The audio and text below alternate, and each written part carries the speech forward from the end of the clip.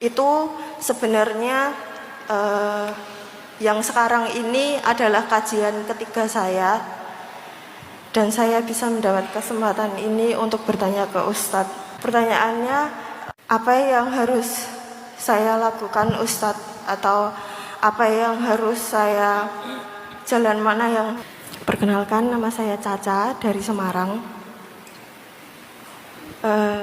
Sebenarnya saya Kristen, Ustadz.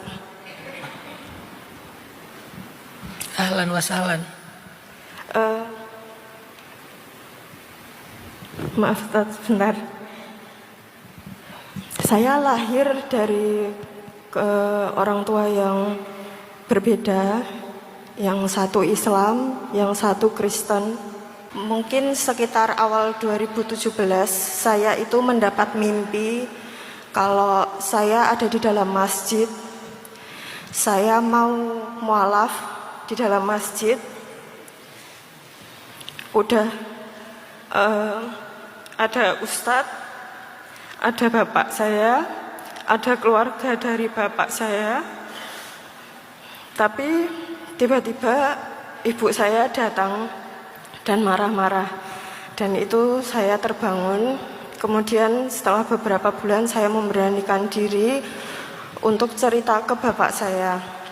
Kemudian ternyata bapak saya juga mengharapkan salah satu anaknya bisa mengikuti bapak saya untuk beragama Islam. Kemudian setelah itu saya bermimpi lagi, kurang lebih mimpi yang sama. Saya sudah ada di dalam masjid, sudah ada bapak saya, keluarga dari bapak saya, tapi sama ibu saya marah dan tidak mau kalau saya ikut dengan bapak saya. Kemudian kurang lebih 2022 atau 2023, sekitar jam 10 malam, saya itu sedang tidur, dan tiba-tiba saya kurang tahu itu mimpi atau apa, cuman di telinga kanan saya ada suara laki-laki, dan di situ menuntun apa itu yang buat mualaf itu apa ya? Maaf. Ya, syahadat. 2 kalimat syahadat di telinga kanan saya, dan itu saya merasa saya mengikuti apa yang ada di bisikan telinga saya sampai 2 kalimat itu selesai, dan saya terbangun. Dan di situ saya nggak tahu itu maksudnya apa. Dan 2 tahun terakhir saya juga sering mimpi, atau beberapa bulan sebelum puasa itu saya selalu bermimpi kalau saya itu sholat id bersama orang-orang di sekitar saya yang beragama muslim. Kemudian saya juga sering kali cerita ke teman saya, karena saya belum berani buat cerita ke orang tua saya. Saya mendapatkan dukungan dari teman-teman saya. Ada yang membelikan saya mukena untuk belajar sholat, tapi saya belum bisa buat sholat. Kemudian saya juga belajar puasa, sampai akhirnya 2 minggu sebelum kajian Ustadz Hanan Ataki yang ada di Semarang kemarin, tiba-tiba saat saya scroll TikTok, beranda saya itu isinya Ustadz Hanan Ataki semua. Dan saya merasa kayak ada keinginan buat datang ke kajian Ustadz Hanan Ataki. Kemudian 2 minggu sebelumnya itu saya masih punya kesempatan buat beli tiketnya, akhirnya beli. Dan itu sebenarnya yang sekarang ini adalah kajian ketiga saya, dan saya bisa mendapat kesempatan ini untuk bertanya ke Ustadz. Pertanyaannya, apa yang harus saya lakukan Ustadz, atau apa yang harus saya, jalan mana yang harus saya ambil, karena saya merasa saya ada di perahu yang kecil dan terombang-ambing dari dua perahu besar yang ada di kanan dan kiri saya. Jadi, tapi di dua kapal besar yang ada di kanan dan kiri saya ini tidak ada tali ataupun tangga yang bisa membantu saya untuk naik. Jadi saya harus memilih jalan sendiri. Pertama, Allah Subhanahu wa taala memberi nasihat kepada semua hambanya. Kata Allah, la ikraha fid din. Tidak ada paksaan untuk memasuki agama Islam.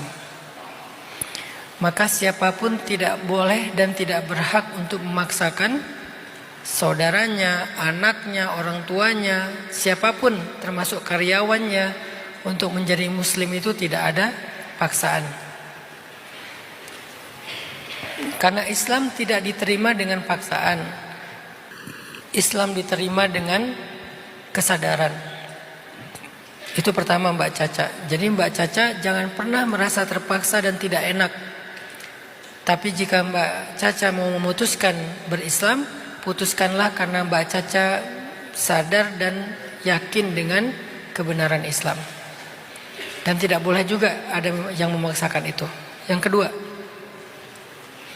laqad araina min ayatinal kubra, kata Allah. Sudah kami tampakkan, sudah kami tunjukkan banyak tanda-tanda kami. Mbak Caca itu sudah ditampakkan oleh Allah tanda-tanda, petunjuk-petunjuk agar Mbak Caca pulang kepada Allah. Tapi Allah tidak mau memaksakan. Allah hanya memberikan petunjuk-petunjuk untuk pulang. Tinggal Mbak Caca, bagaimana cara Mbak Caca membaca petunjuk-petunjuk itu. Kalau menurut saya, saran saya, jadilah seorang Salman Al-Farisi, pencari hidayah yang belajar dengan sungguh-sungguh secara objektif, mencari tahu, melakukan perjalanan-perjalanan yang gak mudah dalam hidupnya sampai dia menemukan hidayah dan bertemu dengan Rasulullah SAW. Mbak Caca sudah melakukan itu dari tahun 2017 atau kurang lebih ya, udah lama lah. Maka udah sampai di mana perjalanan Mbak Caca? Apakah semakin yakin, semakin memahami, semakin mengerti, bukan semakin tertekan oleh orang-orang yang mempertanyakan atau apapun walaupun niat mereka baik, tapi semakin ngerti enggak gitu. Nah, konsistenlah di perjalanan itu. Bahkan nanti kalau Allah takdirkan Mbak Caca converting to Islam, menjadi seorang muslim, jangan berhenti untuk melakukan perjalanan itu. Terus belajar, terus mendalami, terus mengenal Allah. Termasuk kita sebagai muslim juga sama. Kita di perjalanan yang sama, di jalan yang sama. Hanya ada yang di depan, ada yang di tengah, ada yang di belakang. Dan saling susul menyusul dalam kebaikan. Jadi Mbak Caca teruslah belajar, teruslah menggali, teruslah mencari tahu. Sampai Mbak Caca udah yakin, kapanpun itu, sekarang atau besok, maka putuskanlah karena keyakinan, karena kesadaran, bukan karena tertekan atau merasa terpaksa. Jadilah Salman Al-Farisi. Dan bacalah tanda-tanda yang sudah Allah berikan ke dalam kehidupan kita, baik mimpi ataupun kondisi, semua itu tanda-tanda. Dan baca juga, karena orang yang berislam dengan pengetahuan, orang yang berislam dengan kesadaran, orang yang berislam karena pencarian, itu Islamnya jauh lebih baik daripada Islam yang karena hanya turunan tapi dia nggak menyadari apa-apa tentang Islamnya.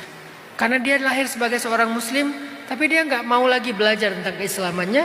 Mungkin dia hanya menjadi status muslim, tapi dia tidak memperbaiki diri sebagai muslim. Bisa aja Mbak Caca yang menemukan Islam di usia 20 tahun, 30 tahun, akan nyalip orang-orang yang Islamnya sejak lahir karena pencarian tadi, karena pemahaman dan pengetahuan tadi. Jadi tetap belajar terus sampai Mbak Caca yakin. Tetap bertanya, tetap membaca ayat-ayat Allah, termasuk tadi misalnya ada konten-konten saya di FYP-nya Mbak Caca ataupun mungkin di scrollingnya Mbak Caca. Semua itu petunjuk-petunjuk untuk Allah tampakkan kepada Mbak Caca biar pulang kepada Allah. Tapi tidak ada paksaan.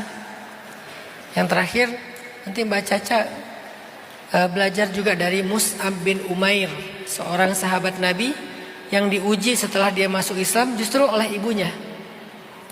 Dia masuk Islam, ibunya nggak rela, sehingga ibunya meng-cut off dia dan menarik semua sponsorship ibunya kepada dia. Yang tadinya dia punya pakaian yang halus, fasilitas hidup yang sangat baik, tiba-tiba ditarik semua sama ibunya, dari anak semata wayang, anak kesayangan ibunya yang kaya menjadi anak yang homeless, gak punya apa-apa, miskin. Itu Mus'ab bin Umair. Gak berhasil juga, akhirnya ibunya ngambek, ibunya tantrum, ibunya marah-marah, dan ibunya akhirnya mosal, guling-guling di tanah, terus kayak jambak-jambak rambut. Terus ibunya bilang, saya nggak akan makan kalau Mus'ab nggak kembali kepada agama nenek moyang.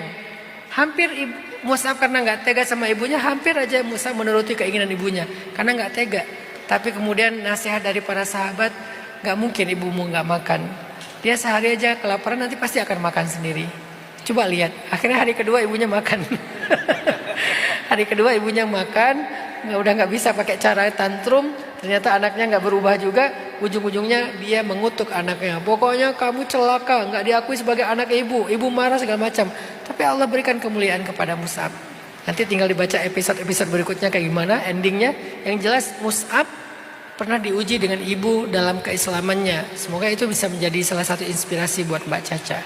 Allahu a'lam. Semoga Allah berikan jalan yang terbaik buat Mbak Caca sampai menemukan cahaya dan kebenaran di sisi Allah Subhanahu wa taala.